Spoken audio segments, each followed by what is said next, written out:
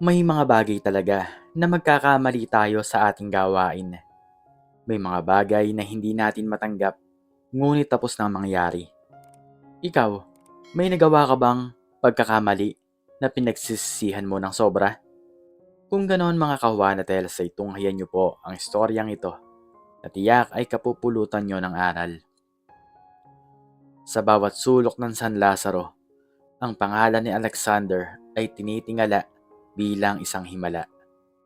Siya ang doktor na hindi marunong sumuko. Sa kanyang mga kamay, ang kamatayan ay tila isang anino na kanyang kayang itaboy. Ngunit sa likod ng kanyang puting Amerikana ay isang pusong labis mapagkumbaba. Dok, wala po kaming pambayad.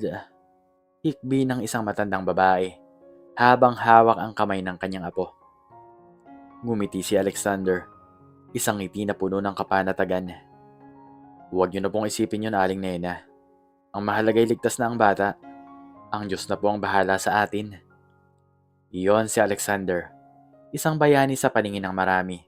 Sabi nga nila, walang sakit na hindi niya kayang puksain. Ngunit sa isang iglap, ang kanyang mundo ay gumuho sa paraang hindi niya kailanman inakala. Isang gabi ang katahimikan ng kanilang tahanan ay binuwag ng isang ubo, isang tuyo at nakakapanghinang tunog mula sa silid ng kanyang nagkiisang anak na si Jana. Papa, ang sakit po ng dibdib ko. Bulong ni Jana. Ang kanyang mukha ay maputla at ang kanyang paghinga ay kinakapos. Mabilis na kumilos si Alexander. Loida, ihanda mo ang sasakyan, ngayon din. Sigaw niya sa kanyang asawa. Sa loob ng operating room, ang lahat ay tila tumigil. Si Alexander mismo ang humawak ng scalpel. Siya mismo ang tumingin sa monitor. Ngunit sa pagkakataong ito, ang kanyang mga kamay na dati ay matatag ay nagsimulang manginig. Dok, bumababa po ang BP niya. Sigaw ng isang nurse. Hindi maaari. Jana, anak, lumaban ka. Sigaw ni Alexander. Ibigay niyo ang epinephrine. Ngayon na. Alexander, kumalma ka. Sabi ng isang kasamaang doktor. Hayaan mo kaming tumapos nito. Hindi. Ako ang gagamot sa anak ko. Ako lang ang nakakaalam kung paano siya ililigtas. Galit na tugon ni Alexander habang patuloy na sinusubukang buhayin ng anak. Ngunit ang mahabang tunog ng monitor, ang beep na sumasagisag sa katapusan niya ay umalingaw-ngaw sa buong silid. Time of death, 3:42 a.m. Mahinang sabi ng nurse. Napaluhod si Alexander sa malamig na sahig. Ang kanyang mga kamay ay nabahiran ng dugo ng sarili niyang anak. Yana, patawarin mo si Papa. Bakit hindi kita nailigtas? Ang lamay ay puno ng taong tinulungan ni Alexander. Ngunit wala siyang naririnig na kahit na ano. Ang tanging naririnig niya ay ang huling hininga ng kanyang anak. Bakit, Alexander? Tanong ni Loida sa gitna ng kanilang sala. Ilang araw matapos ang libing. Sabi nila, ikaw pinakamagaling. Sabi nila, wala kang hindi kayang gamutin. Pero bakit ang sarili mong anak, hinayaan mong mawala? Loida, ginawa ko ang lahat. Pabulong na sagot ni Alexander. Ang mga mata ay malalim at walang buhay. Ang lahat? O baka masyado kang naging kampante dahil akala mo'y Diyos ka na? Bulyaw ni Loida. Hindi ko na kayang tumingin sa'yo, Alexander. Sa tuwing nakikita kita, nakikita ko ang pagkabigo mo. Ayoko na. Iniwan siya ni Loida. Naiwan si Alexander sa isang malaking bahay na puno ng mga alaala ng halakhak ni Jana. Bawat gamit, bawat sulok, ay nagpapaalala sa kanya ng kanyang kabiguan. Tatalikuran ko na to, sabi niya sa kanyang sarili, habang hinuhubad ang kanyang puting Amerikana at itinatapon ito sa basura. Hindi ako doktor. Isa akong mamamatay tao. Lumipas ang mga buwan. Si Alexander ay nagpakalayo-layo. Napadpad siya sa isang lungsod kung saan walang nakakakilala sa kanya. Dahil sa kawalan ng pera, napilitan siyang maghanap ng trabaho. Sa kabila ng kanyang pinag-aralan, isa lamang ang tinanggap niya. Oh, Alexander, siguraduhin mong malinis ang pasilyo sa emergency room. Maraming dumarating na pasyente ngayon. Utos ng kanyang supervisor sa ospital. Opo, sir. Sagot ni Alexander habang hawak ang kanyang map.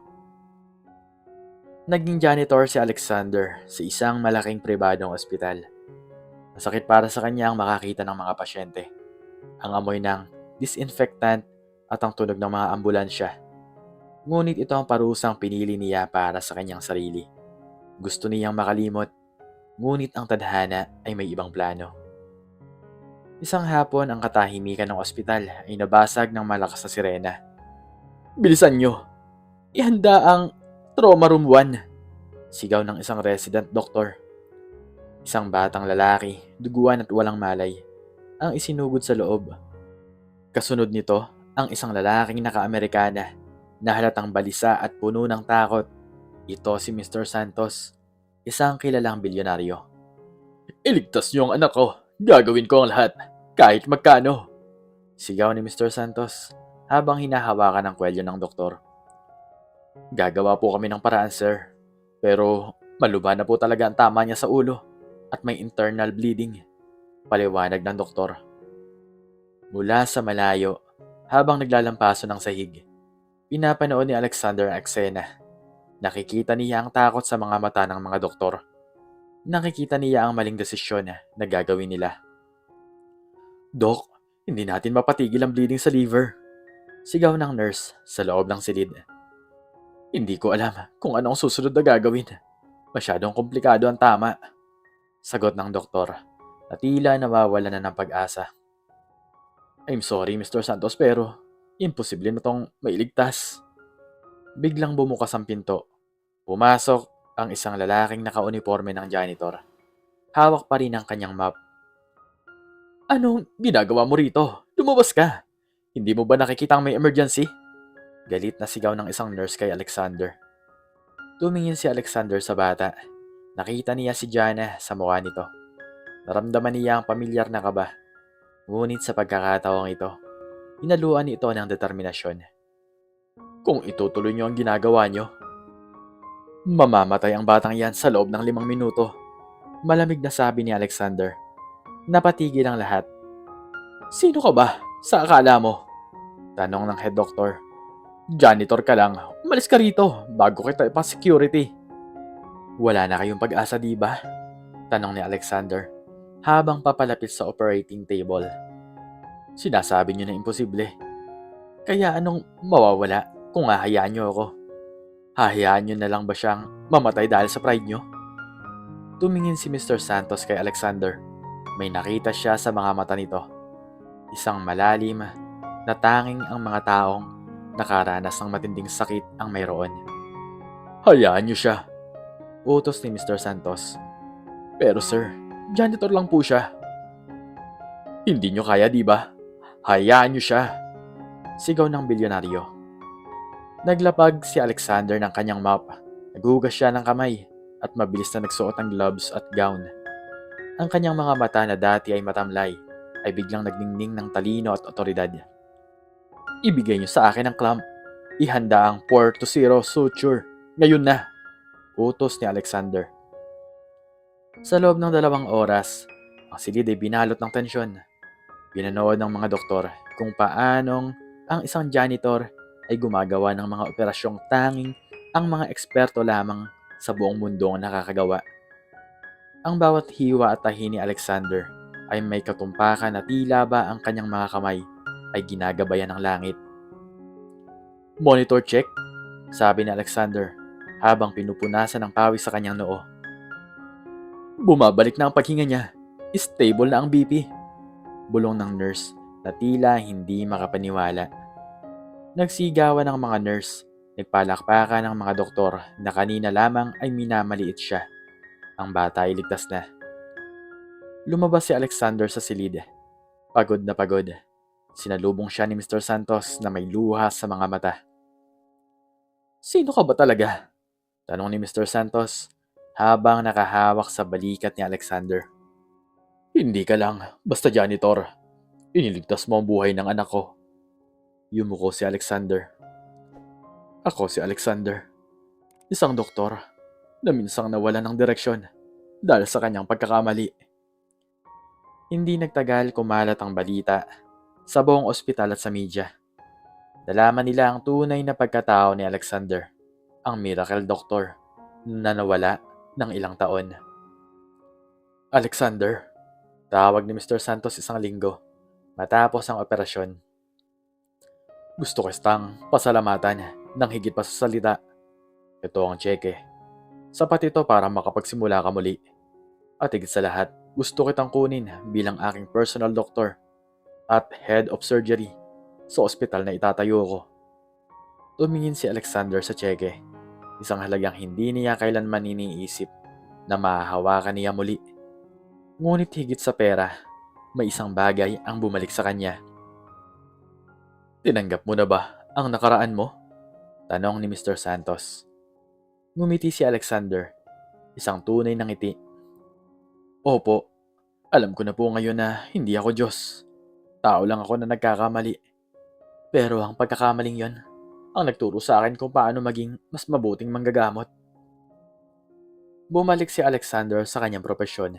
Hindi na siya ang mayabang na doktor na akala ay kaya niyang kontrolin ang buhay at kamatayan. Siya na ngayon ang isang lalaking puno ng pag-asa at pakumbaba. Isang araw habang nasa kanyang bagong klinika, may isang babaeng pumasok, si Loida. Narinig ko ang balita, sabi ni Loida. May pag-aalinlangan sa kanyang tinig. I'm sorry, Alexander, sa lahat ng sinabi ko sa iyo noon. Wala yun, Loida, sagot ni Alexander. Tama ka naman. Kailangan kong matutong tanggapin na may mga bagay na hindi ko kayang hawakan. Pero salamat sa iyo. Dahil sa sakit na yon, natutunan kong bumangon. Babalik ka na ba? Tanong ni Loida. Nandito ako, sagot ni Alexander habang tumitingin sa larawan ni Jana na nasa kanyang desk. Hindi ko malilimutan ang anak natin, pero gagamitin ko ang bawat araw para siguraduhin na wala nang ibang magulang ang makakaramdam ng sakit na naramdaman natin. Ang buhay ni Alexander ay naging tahimik, ngunit makabuluhan. Muli siyang bumangon, hindi lamang para sa kanyang sarili, kundi para sa lahat ng taong nangangailangan ng kanyang kamay. Ang mga kamay na minsang nabigo, ngunit ngayon ay muling nagbibigay ng buhay. Ang bawat pagkakamali ay hindi dulo ng iyong kwento. Tulad ni Alexander, ang iyong pinakamadilim na sandali ay maaaring maging mitya ng iyong pinakamaliwanag na tagumpay. May mga bagay talaga na magkakamali tayo sa ating gawain. May mga bagay na hindi natin matanggap, ngunit tapos nang mangyari. Ikaw, may nagawa ka bang pagkakamali na pinagsisisihan mo ng sobra? Ikaw, ano ang natutunan mo sa maikling kwentong ito? Makiki-comment naman sa baba kung ano ang iyong natutunan. Please like, share, and subscribe.